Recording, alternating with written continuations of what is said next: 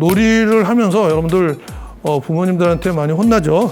그렇지만 여러분들 자신감을 가지고 놀이는 과거부터도 굉장히 중요했던 거고 앞으로는 더욱더 중요해질 거라는 걸. 그래서 이 책을 읽으시면 게임을 스스로 제어하고 게임을 멈출 수 있는 그러한 이해가 생길 수 있다고도 생각을 합니다.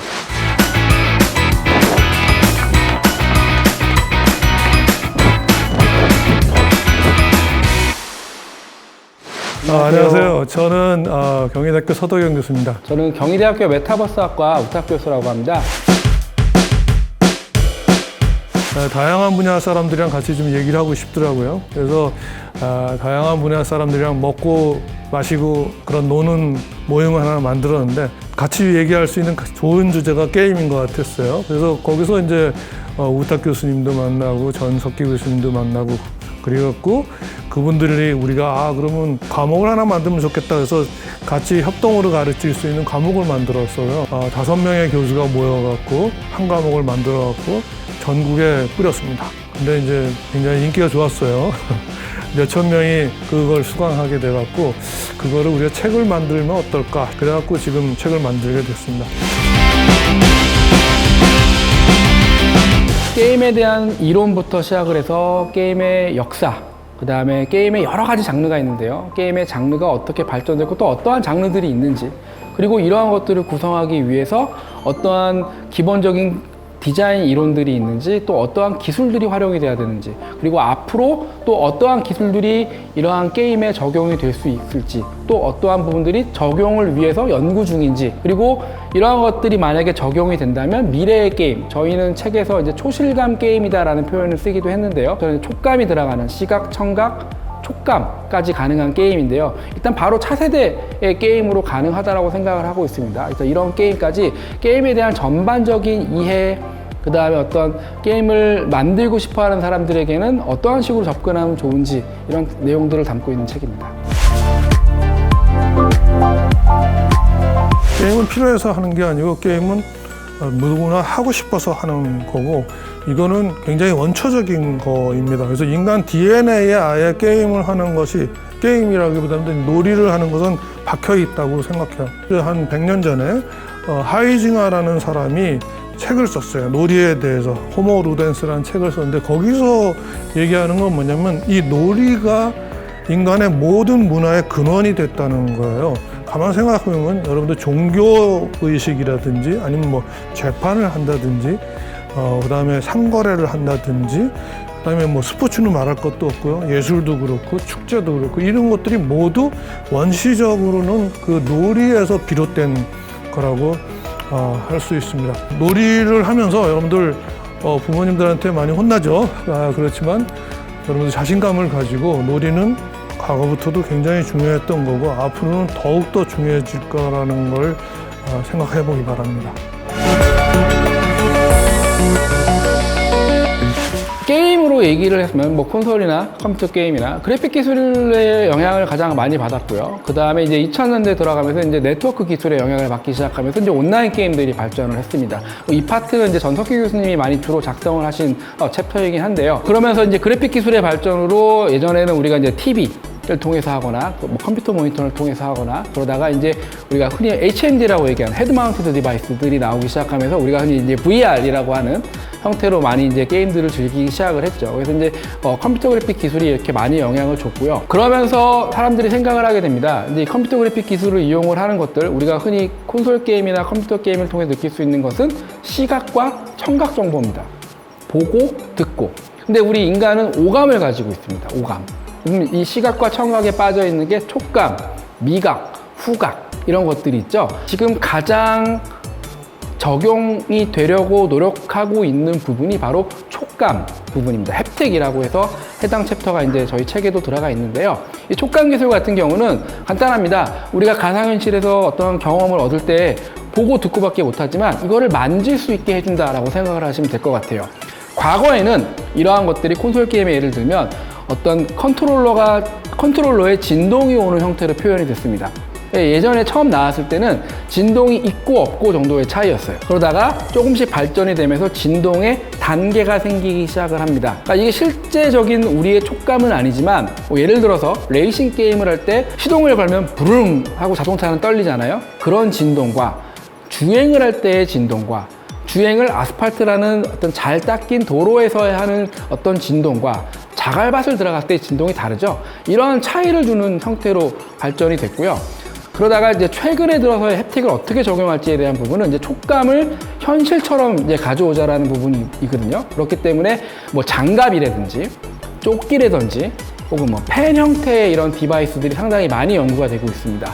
일단 먼저 장갑을 말씀을 드리면 장갑도 가장 상대적으로 이제 대중적이다, 뭐 저렴하게 구입할 수 있는 장갑이 이제 진동이 오는 장갑입니다. 그 장갑을 착용을 하고 가상현실을 들어가면요, 어떤 오브젝트를 만졌을 때 과거에는 컨트롤러로 이렇게 제스처를 취하거나 아니면 핸드 트래킹을 이용을 해서 손으로 그냥 허공에 움직일 뿐이었어요. 어떤 촉감이 느껴지지 않았죠. 하지만 이런 장갑을 사용을 하면 어떠한 가상의 오브젝트를 만졌을 때 손끝에 진동의 형태로 이제 촉감이 전달이 됩니다. 이러한 부분이 하나 있고요. 조금 고가의 장비입니다. 현재는 아직 고가의 장비지만 역감이라는 걸 활용하는 장비들이 있습니다. 그건 흔히 말하는 역감, 당겨주는 힘인데요. 그래서 저희가 어떠한 오브젝트를 잡으면 딱 멈추잖아요. 그럼 이 멈추는 거를 허공에서 어떻게 표현할까? 이 손을 기계적인 장치를 통해 잡아줘서 더 이상 손이 밑으로 내려가지 않게끔 하는 거죠. 그래서 이런 역감 장치가 달린 장갑을 사용을 하면 가상의 오브젝트를 잡았지만 잡힌 것처럼 딱 이렇게 손이 멈추게 되는 겁니다. 그래서 이러한 형태로 활용하는 또 장갑이 있고요. 조끼 같은 경우는 말 그대로 조끼를 착용을 합니다. 조끼를 착용을 하면 뭐 FPS 게임, 우리 흔히 말하는 뭐 퍼스트 퍼슨 슈터 게임이라고 하는데, 보통 FPS 게임은 1인칭 시점으로 되어 있기 때문에 게임하다 보면 막 놀래기도 하고 막 이럽니다. 그게 시각과 청각 정보만 가지고도 놀란다라는 거, 즉 몰입을 한다라는 건데, 이건 이제 제가 좀 구분을 짓자면 이제 이머전이라고 해서 즉각적인 몰입이라고 표현을 하는데, 이미 어떤 시각 청각 정보만으로도 그런 몰입을 하게 되는데, 총을 맞았을 때 만약에 내가 입고 있는 조끼에 진동이 온다, 그럼 촉감이 전달이 되면 그 몰입과 현실감은 더 클 수밖에 없습니다. 그래서 이제 조끼 같은 형태의 또 디바이스들도 최근에 많이 이렇게 컨텐츠와 어떻게 활용할 수 있을까, 그런 연구가 되고 있어서요. 이 촉감 부분이 향후 10년 안에 어떤 우리가 실질적으로 대중적으로 게임을 하는 데 있어서 적용될 가능성이 가장 높은 기술 중에 하나이고요. 그 이후에 후각과 미각 같은 경우도 지금 뭐 디지털 코라든지 디지털 혀라는 식으로 해서 우리가 어떤 디지털적으로 가상의 냄새를 맡거나 가상의 맛을 느낄 수 있는 연구도 상당히 지금 활발하게 진행이 되고 있습니다. 그래서 촉감 이후에 이런 기술도 더 발전을 하게 된다면 모르겠습니다. 10년이라고 말하기는 좀 어려울 것 같고요. 한 20년 후 정도에는 우리가 게임을 하면서 냄새도 느낄 수 있고 맛도 느낄 수 있는 날이 오지 않을까, 이렇게 예상할 수 있을 것 같습니다. 인간은 한 100만 년 전에 지구에 나타났다고 그러죠. 그런데 인간이 정착 생활을 한 거는 한 5만 년 정도 된다고 그리고 요즘처럼 책상 앞에서만 일을 하게 된 거는 뭐 한 100년, 200년밖에 안 됐습니다. 그래서 지금 인간은 전체적인 뇌 구조나 아니면 신체 구조가 그 옛날에 수렵과 채취하던 그때에 맞게 되어 있습니다. 그래서 만약에 여러분들이 그런 식으로 머리를 쓴다거나 아니면은 움직이지 않으면 문제가 생기죠. 그래서 여러분들 요즘에 비만도 많고 정신적으로 우울증도 생기고 그렇잖아요. 그래서 여러분들이 가장 효과적으로 자기를 개발하고 싶을 때는 게임을 해보는 것이 굉장히 중요합니다. 그러니까 머릿속 두뇌에서도 지금 사무실에서 일만 하면은 두뇌의 극히 일부분을 사용하기 때문에 여러분들이 새로운 생각을 못 해낼 수도 있어요. 근데 게임을 한다거나 그런 새로운 환경에 부딪힘으로써 여러분들이 여러 가지 능력을 가질 수 있게 됩니다. 그러니까 지금 새로운 생각도 중요하지만 무엇을 찾아가는 것, 아니면 다른 사람들이랑 관계해갖고 무엇을 이루어내는 것, 협동해서 그런 다양한 그런 것들이 게임을 통해서 이루어질 수 있어요. 예를 들자면 교실에 학생들이 한 뭐 20명 정도 되나요? 그 정도 관계만 교실에서는 배울 수 있는데, 여러분들 MMORPG를 하면 수천 명이 같이 활동을 하는 데서 내가 어떻게 행동을 하는가가, 그런 것들을 배울 수 있죠. 이건 학교에서 배울 수 없는 내용들입니다.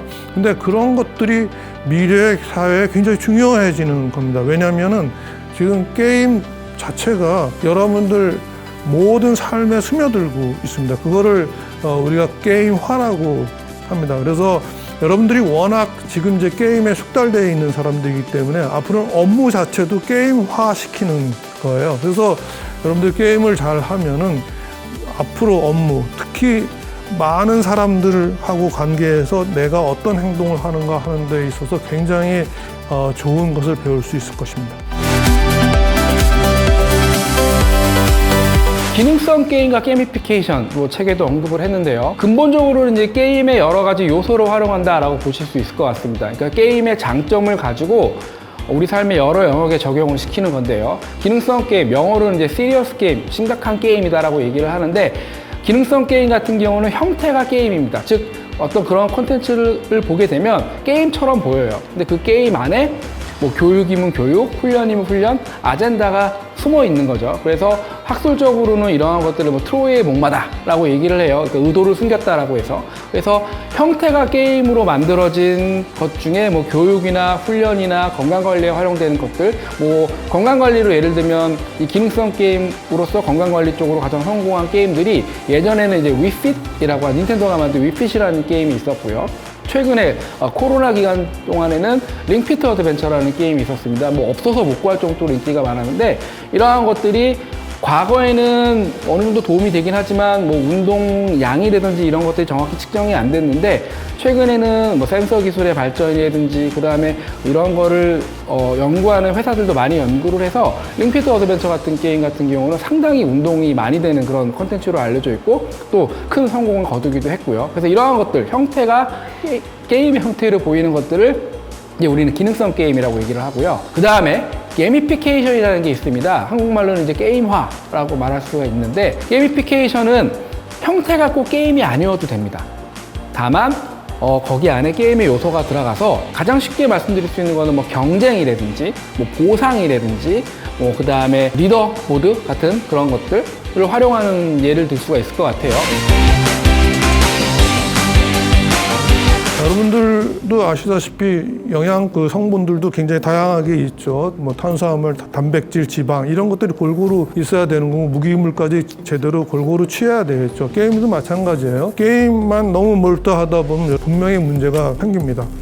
그래서 그런 것들도 게임을 하더라도 다양하게 여러분들의 모든 것을 개발할 수 있도록 그렇게 선택하는 게 좋고, 또 특히 지금 국가기관에서는 다양한 부서들이 이제 게임이랑 관련되는데, 그 부서들마다 자기들이 대표하는 그런 사람들이 있어요. 그러니까 예를 들자면 문화관광부, 여기서는 게임을 많이 개발해서 좋은 게임을 전 세계에 수출하는 거에 관심이 많지만, 그러니까 여성가족부에서는 게임 때문에 공부를 못하는 그 부모들의 마음을 또 달래줘야지 되는 거고요.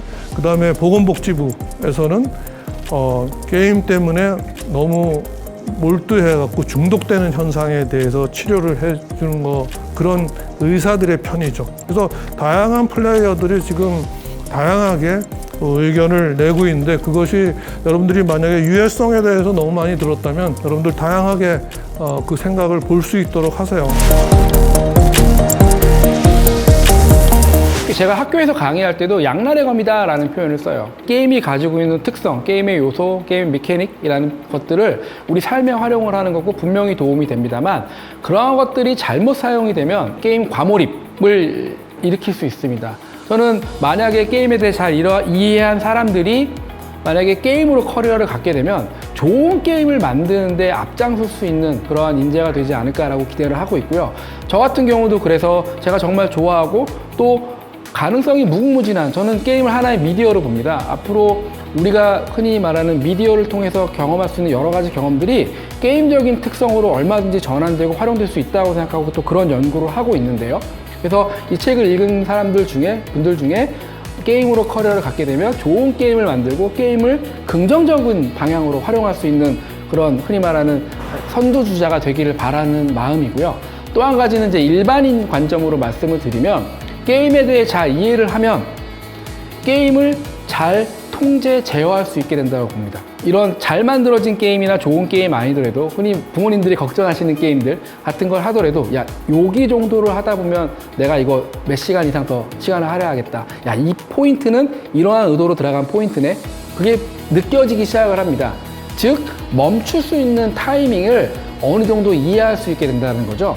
그래서 이 책을 읽으시면 부모님들도 꼭 같이 읽으시는 게 좋을 것 같은데 어린 학생들 얘기를 들으면 게임을 스스로 제어하고 게임을 멈출 수 있는 그러한 이해가 생길 수 있다고도 생각을 합니다. 게임에 관심 있는 사람도 굉장히 많을 겁니다. 근데 이제 앞으로 게임이 굉장히 영향력이 커질 겁니다. 사회적으로. 지금도 벌써 그런 거 느끼고 계실 텐데요. 그럴 때 게임에 대해서 생각이 좀 조직적으로 돼야지 될 거라고 저는 생각해요. 그래서 게임에 대해서 여러분들이 뭐 한 5층짜리 건물도 지을 수 있고 50층짜리 건물도 지을 수 있을 겁니다. 근데 50층짜리 건물을 지으려면 거기에 맞는 기둥을 세워야지 되겠죠. 그래서 이 책은 아마 이제 그런 종합적으로 그런 기둥을 좀 세워놓는 것. 그래서 그 기둥 하에서 여러분들이 게임을 바라보면 훨씬 더 게임에 대해서 풍부하게 생각할 수 있는 그런 사람들이 되지 않을까 싶습니다.